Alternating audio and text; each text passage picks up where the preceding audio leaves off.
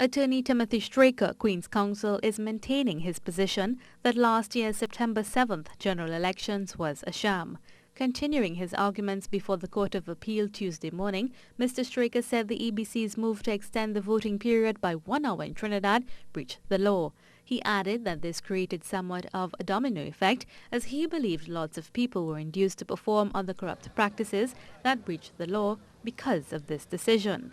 But this was an argument that the attorney representing the PNM, Senior Counsel Douglas Mendes, said was baseless.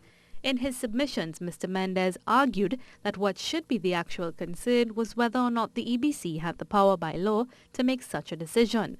He said that was the original case made against the Commission and once proven ought to be the end of the discussion. He also refuted the UNC's claim that the election was invalid, saying up to the point of extending the polls for 1 hour, the entire process was a perfectly fair and democratic one. He also referenced historical data which showed that on average, the majority of voters had cast their ballots well before closing time at 6 p.m. Because of this trend, he said the argument that persons would not have been aware that the polling time was extended for 1 hour was invalid, as either way the bulk of voters would have already cast their ballots.